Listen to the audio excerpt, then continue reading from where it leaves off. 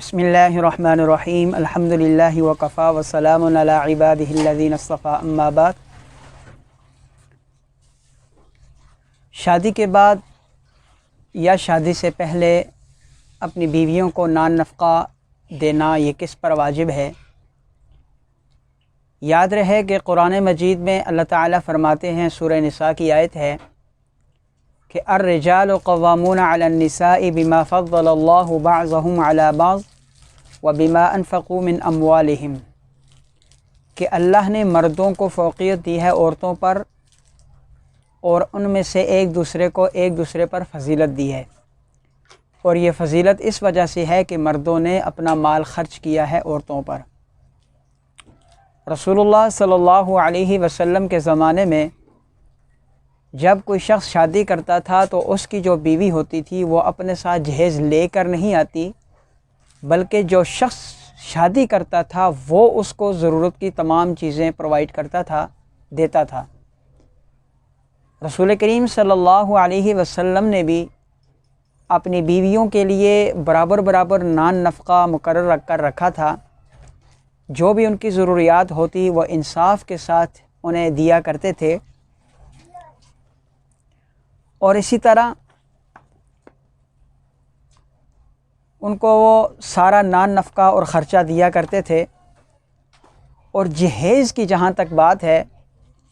تو وہ بھی سرور کونین صلی اللہ علیہ وسلم نے اپنی تمام ازواج مطہرات کو برابر دیا ہے، اور یہ بات آپ مسند احمد کے اندر بھی دیکھ سکتے ہیں،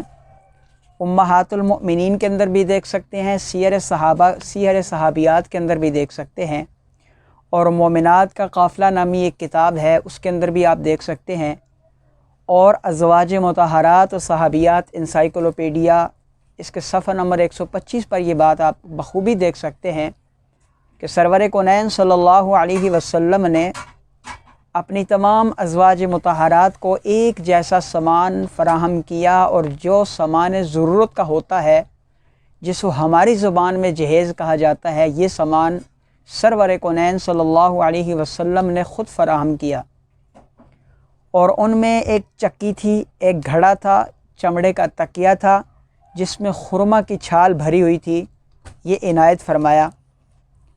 2 چکیاں اور 2 مشکیزیں بھی بتائے جاتے ہیں، بعض کتب میں 2 چکیاں اور 2 مشکیزیں بھی آتے ہیں۔ یہی سامان آپ صلی اللہ علیہ وسلم نے اپنی تمام ازواج مطہرات کو دیا ہے، اور اسی طریقے سے آپ صلی اللہ علیہ وسلم نے فتح خیبر کے بعد اپنی تمام ازواج کے لیے 1 وسق کھجور اور 20 وسق جو سالانہ کے حساب سے مقرر کر رکھے تھے، اور یہی سامان سب ازواج مطہرات کو دیا جاتا تھا،